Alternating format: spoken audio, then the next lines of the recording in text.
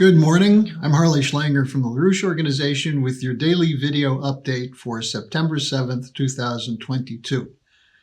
Well, we now have another deluded puppet taking power in a Western country, Liz Truss. At least she's currently the prime minister, even though she has very little power. But the transatlantic region as a whole is going down the toilet. And they're sticking to the same policies. There's not going to be a change in policy with her. They're sticking to neoliberal monetary policies, which is based on money. The idea that an economy is based on the flows of money, prices, profits, and so on. But this is largely determined by speculation, and everyone else is penalized. Now, the so-called free market determining prices, this is nonsense. There's no such thing as a free market. This is an unregulated, privatized flow of funds controlled by central banks who are owned and controlled by private banks and financial institutions. It's based on bets placed by speculators using things such as the spot markets to determine the price. And all of this is centered in the city of London and its subsidiaries like Rotterdam. This is not a free market. At the same time, these same networks control the geopolitical decisions, the strategic decisions, which at this point are war and targeting nations that don't submit to the so-called rules-based order. This is what I call, and what we've been calling, the British Empire. Now, some of the viewers have been protesting there is no British Empire. It ended after World War II. Well, it's just nonsense. That's what the British Empire wants you to think. But the policies are still set largely in London, both in terms of economics and strategic policy. For example, the spot markets, which control prices of oil, commodities, gold, metals, grains, these are determined by the cartels. They're not determined by the market. And that is what free market neoliberalism is all about. The military policy dictated from Washington and London, which is actually Wall Street in London, NATO. Now, at the same time, you have the other aspect of this control, which is control over information, over intelligence. The predominant role played by GCHQ and MI6 working through U.S. intelligence networks. What's their line about the collapse of the economy, the inflation, the rising prices of energy, the shortages? They say it's Putin's fault. And then they say we must transition to the green economy. Both of these points are bunk. They're a fraud. They're designed to manipulate you, to convince you that there's no alternative and you just have to accept it. You have to tolerate the pain.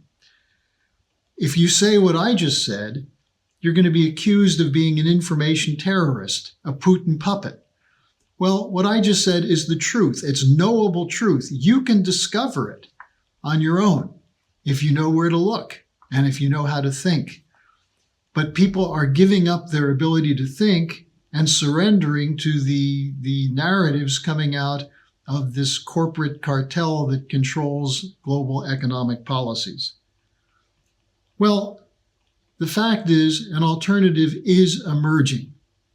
And you would know it if you could look outside of the Western media. There's something going on starting today in Vladivostok in Russia's Far East. It's the 7th Eastern Economic Forum. There will be 60 nations there.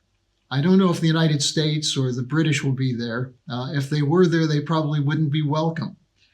But the topic is, quote, on the path, on the path to a multipolar world, unquote. According to Putin's spokesman, Peskov, Putin will address the, quote, huge global storm that is already underway. And he's going to talk about what Russia is doing to create macroeconomic stability to survive this storm. Peskov said the storm is the result of, quote, absolutely illogical and often absurd decisions and actions of the authorities in the US, Europe, and the European Union, unquote. The pre-conference discussions include discussion of how sanctions are backfiring on the West, and they're forcing the rest of the world to look for alternatives, both in terms of monetary policy and trade policy. In other words, there's a shift of focus to Asia, the idea of the Asian century. We're seeing improved diplomatic and economic ties among Asian nations, and they're open to cooperation with Western nations, but the West is only interested in domination. The West is pushing the idea of global NATO, of trying to bring India, South Korea, and other countries into an anti-Russia, anti-China alliance, which is not going to work outside of New Zealand and Australia, which are controlled entities of the British Empire. There are very few takers of this perspective in Asia. Instead, think about what was discussed at the Valdai Discussion Club in Vladivostok prior to the conference. Their topic was, quote, "Gateway to the multipolar world, the Far East in the new architecture of international relations," unquote. This is what they're all talking about. How you can have more trade, how you can have economic development. If the dollar and the dollar-based economies are opposing you, well, let's look for an alternative. It's not that they want to dump the dollar, it's that they're being forced to. They're watching as the West is stealing money from countries like Afghanistan, trying to steal money from Russia. So what does that mean for people in Asia? It means they need to look for an alternative. Same thing with Africa. Same thing with South and Central America. What's left is a small group of Western nations, maybe with Japan, the Five Eyes countries, who are clinging to this idea of imposing a rules-based order against emerging markets from the South and against Russia and China. The main problem Russia and China have with the rules-based order is they will not give up their sovereignty.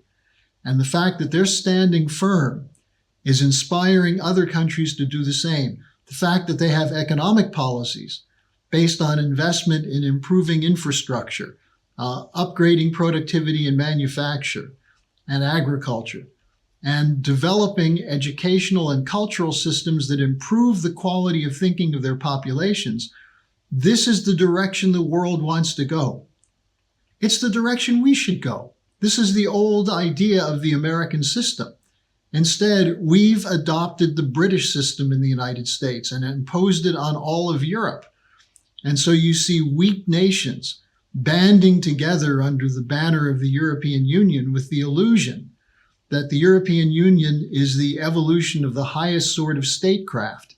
That's nonsense. The European Union is a collapsing feudal empire trying to impose backward energy and economic policies on not only its members, but the world, using the military power of the United States and NATO to do it. So all you hear about China in the West is that it's a threat to global stability. Well, how is improving conditions of life for its people a threat to you? This is why we identify the storm that's coming down as coming from British imperial geopolitics. What they're telling you is get used to the pain. We're going to have endless wars and endless brainwashing, and you're going to learn to like it. Well, LaRouche has provided solutions to this for over 50 years, writing on economics, on science policy, on education policy, on intelligence policy. He's taken all of this up to give us the ideas that have been taken from us by the would-be gods of Olympus who think they alone have the answers to the crisis. So on Thursday, we're going to have a LaRouche Day, and go to theschillerinstitute.com to watch the videos and engage in the discussion process. This coming Saturday and Sunday, we're going to have an international conference, 2 days of discussion and deliberation on this intelligence warfare being conducted against you, the inanity of the economic policies, the evil of the war policies, and the alternative and the solutions. So let me just finish by saying our activity is not for the little minds that live under the constraints of the narrative controls of psychological warfare conducted and honed by the brainwashers at Tavistock. Our actions and our ideas are for free minds, yearning for solutions and hungry for truth.